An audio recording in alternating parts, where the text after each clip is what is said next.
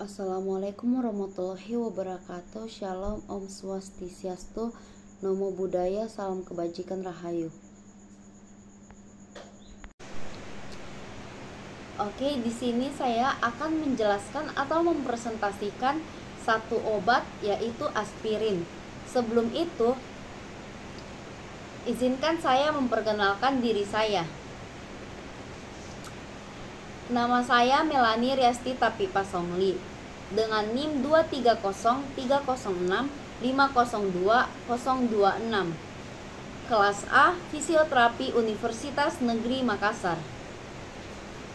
Sebelum lanjut ke aspirin, kita harus mengetahui kenapa harus belajar tentang obat. Jadi, ilmu pengetahuan tentang obat-obatan sangat penting dalam kehidupan manusia. Para ahli di bidang medis harus melakukan penelitian dan inovasi untuk mencegah dan menyembuhkan berbagai macam penyakit, apalagi banyak bermunculan penyakit-penyakit baru. Obat adalah zat apapun yang menyebabkan perubahan fisiologi atau psikologi organisme saat dikonsumsi. Obat-obatan biasanya dibedakan dari makanan dan zat yang menyediakan nutrisi. Oke, kita masuk di deskripsi aspirin.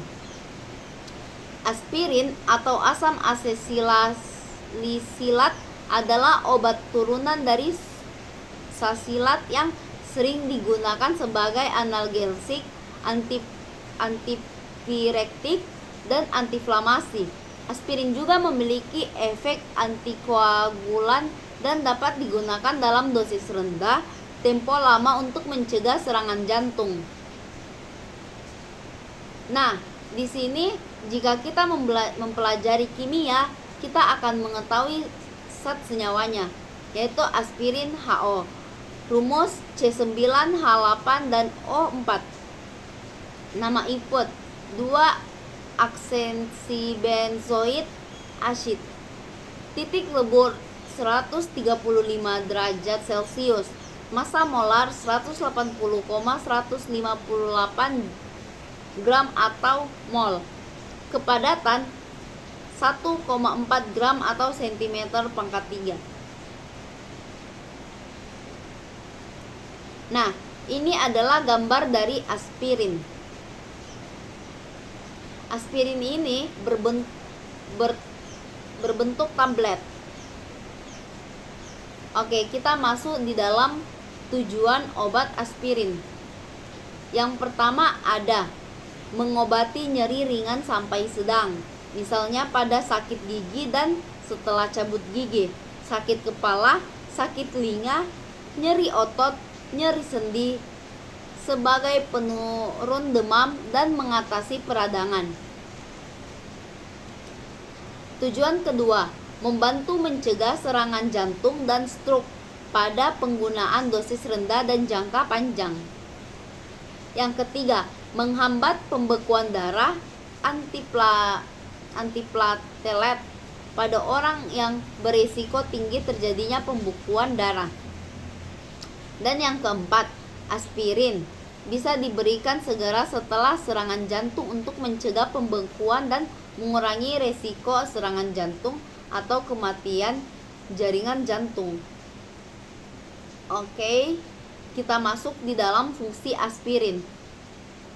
Nah, aspirin ini memiliki beberapa fungsi termaksud sebagai analgesik, yaitu pereda nyeri. Yang kedua, antipirektik, yaitu penurun demam. Dan yang ketiga, antiinflamasi atau anti peradangan. Oke, kita masuk di dalam farmakokin.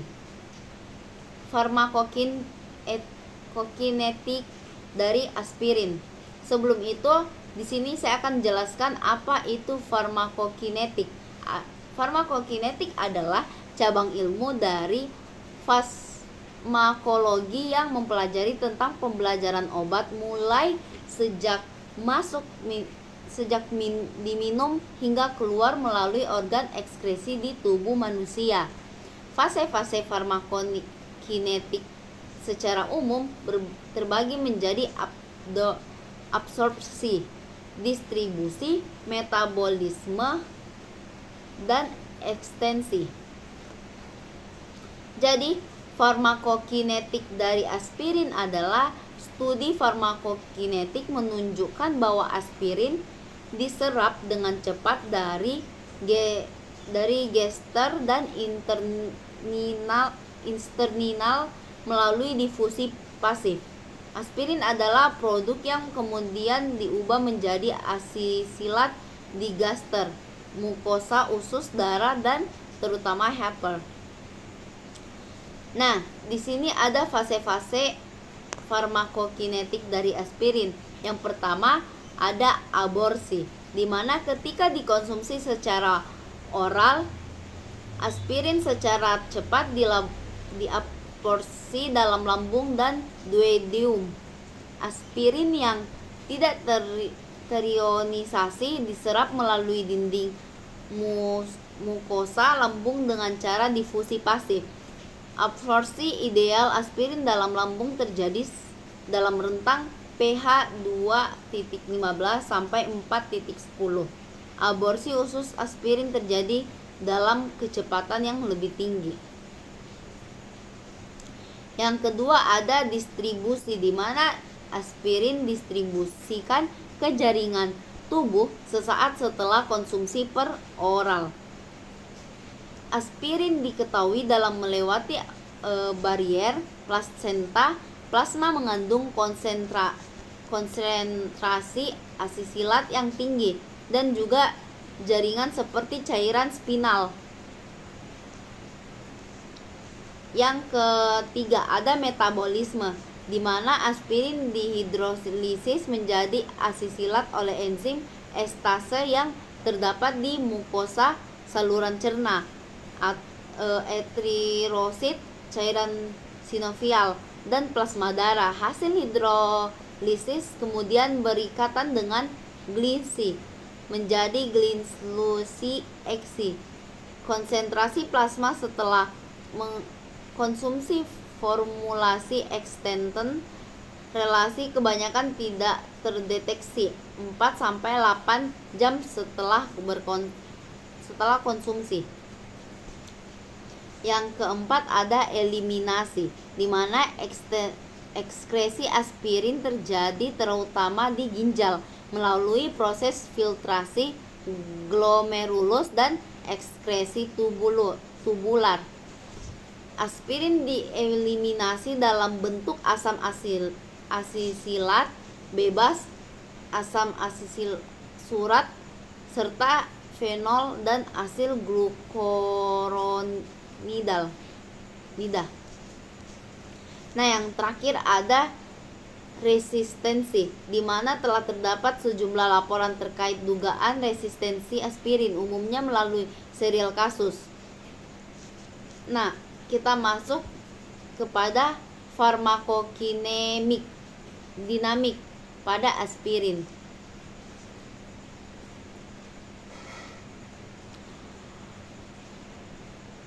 Jadi, sebelum saya lanjut, saya akan memberikan penjelasan tentang farmakodinamik. Farmakodinamik adalah adalah studi tentang efek biokimia dan fisiologis obat, terutama obat-obatan farmasi. Efeknya dapat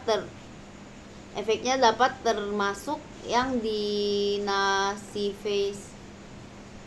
dimanifestasikan dalam hewan, termasuk manusia, mikroorganisme, atau kombinasi organisme, misalnya infeksi.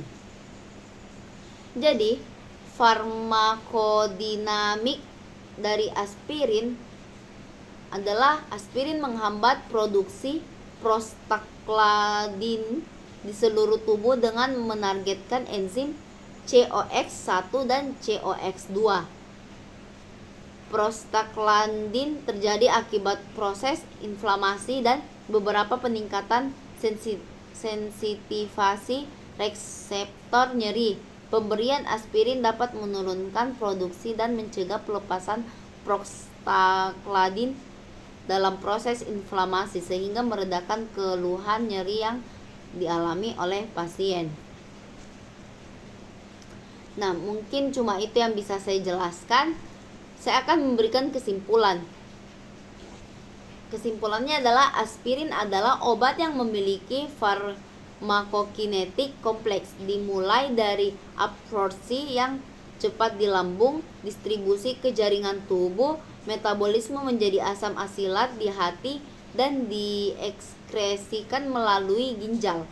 Aspirin memiliki setengah hidup sekitar 2-3 jam, sementara asam asilat metabolisme aktifnya memiliki setengah hidup sekitar 15 jam. Dengan pemahaman yang baik tentang farmakokinetik aspirin, penggunaan obat ini dapat dipantau dengan lebih baik untuk memastikan efektivitas dan kemampuan penggunaan. Thank you for your attention. Mungkin cuma itu yang bisa saya jelaskan. Terima kasih.